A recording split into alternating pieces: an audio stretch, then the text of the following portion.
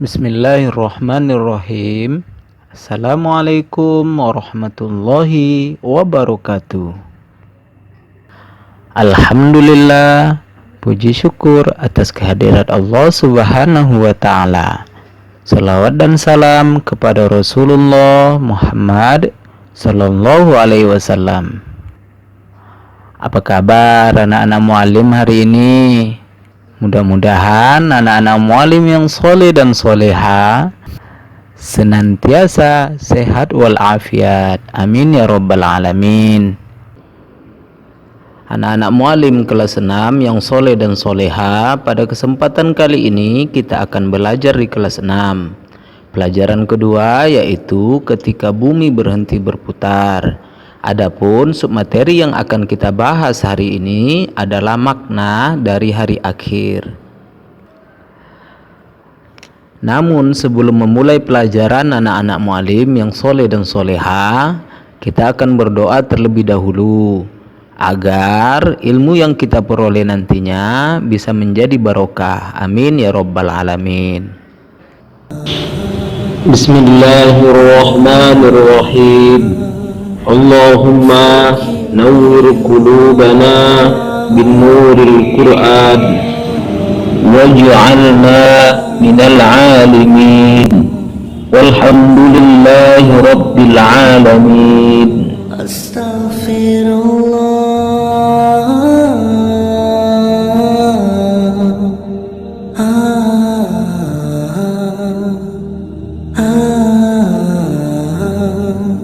Nah, hari akhir atau hari kiamat itu dikategorikan menjadi dua.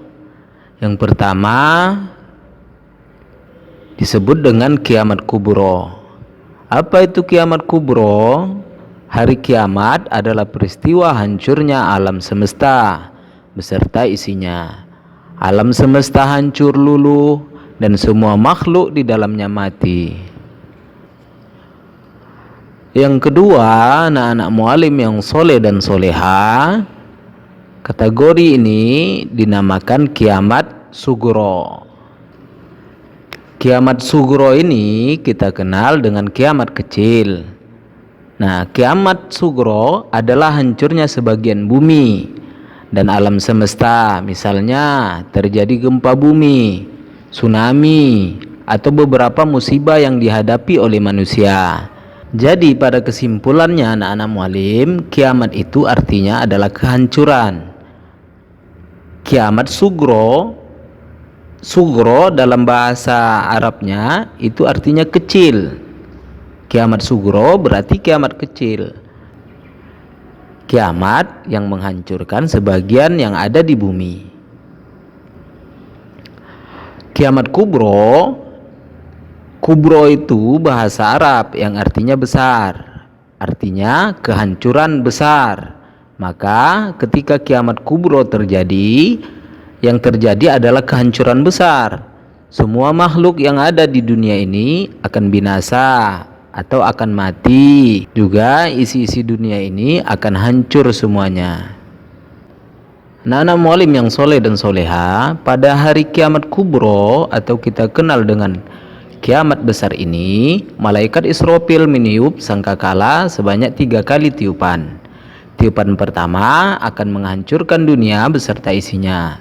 Kemudian tiupan kedua akan mematikan para malaikat, dan tiupan ketiga akan membangkitkan orang-orang yang telah mati dan mengumpulkan mereka di padang mahsyar. Nah, bayangkan anak-anak mualim yang soleh dan soleha, semua orang yang telah mati nanti pada tiupan ketiga ini akan dibangkitkan lagi oleh Allah, kemudian dikumpulkan di padang mahsyar. Dari mulai zaman Nabi Adam, manusianya, hingga nanti manusia terakhir, semuanya akan dibangkitkan. Nah, kapan hari kiamat itu terjadi? Kiamat itu terjadi hanya Allah saja yang mengetahui kapan peristiwa hari kiamat terjadi. Namun kita harus percaya hari kiamat akan datang. Karena percaya kepada hari kiamat ini adalah merupakan rukun iman yang kelima. Kalau kiamat sugro, anak-anak mu'alim, mungkin kita sudah tahu, sudah terjadi di dunia ini. Karena banyak kehancuran-kehancuran yang sudah terjadi di muka bumi ini. Mulai dari gempa, tsunami, banjir, gunung meletus. Nah, itu semua bisa dikategorikan sebagai kiamat sugro. Tapi kalau kiamat kubro, hanya Allah saja yang maha mengetahuinya. Ada beberapa ayat di dalam Al-Quran yang menjelaskan tentang hari kiamat ini. Salah satunya adalah surah Al-Qari'ah. A'udzu billahi minasyaitonir rajim. Bismillahirrahmanirrahim. Al-Qari'ah artinya hari kiamat. Mal Qari'ah, apakah hari kiamat itu? Wa ma adraka mal Qari'ah, dan tahukah kamu apa hari kiamat itu? Yauma yakunun nasu kal farashil mabthus, pada hari itu kata Allah manusia seperti laron yang berterbangan. Tahu anak-anak mualim laron yang biasa musim-musim hujan itu ada di lampu-lampu, banyak berterbangan, tapi rapuh, sayapnya mudah rapuh, mudah copot. Wa takunul jibalu kal ihnil manfush, dan gunung-gunung seperti bulu yang dihambur-hamburkan. Jadi gunung-gunung yang kokoh berdiri di muka bumi ini, anak-anak mualim, itu akan hancur pada hari kiamat seperti bulu yang dihambur-hamburkan. Bayangkan ngerinya anak-anak mualim yang soleh dan soleha. Gunung yang besar, kuat, kokoh, itu pada hari kiamat seperti bulu yang dihambur-hamburkan. Fa amma man thaqulat mawazinuh, maka adapun orang yang berat timbangan kebaikannya, kata Allah Subhanahu wa taala. Nah, ini gambaran ketika nanti kita dibangkitkan oleh Allah Subhanahu wa taala. Ketika itu ditimbanglah semua amal kebaikan kita, amal keburukan ditimbang, amal kebaikan ditimbang.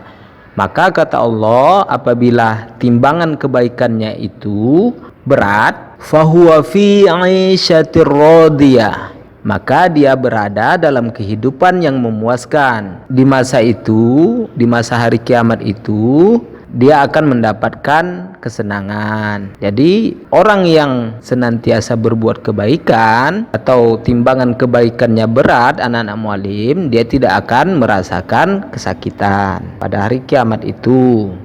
Wa amma man khaffat mawazinu, dan adapun orang yang ringan timbangan kebaikannya, fa ummuhu hawiyah, maka tempat kembalinya nanti adalah neraka hawiyah. Wa ma adraka ma hiya, dan tahukah kamu apa itu neraka hawiyah? Narun hamiyah, yaitu neraka yang sangat panas. Apabila timbangan kebaikannya itu nanti ringan pada hari kiamat nanti, maka tempat kembalinya, kata Allah, itu adalah neraka hawiyah, yaitu neraka yang sangat panas. Alhamdulillah, pembelajaran kita sudah selesai untuk hari ini. Nah, anak-anak mualim terus semangat belajarnya, kemudian terus berupaya dan berusaha menjadi anak-anak yang lebih soleh dan soleha. Amin ya robbal alamin. Assalamualaikum warahmatullahi wabarakatuh.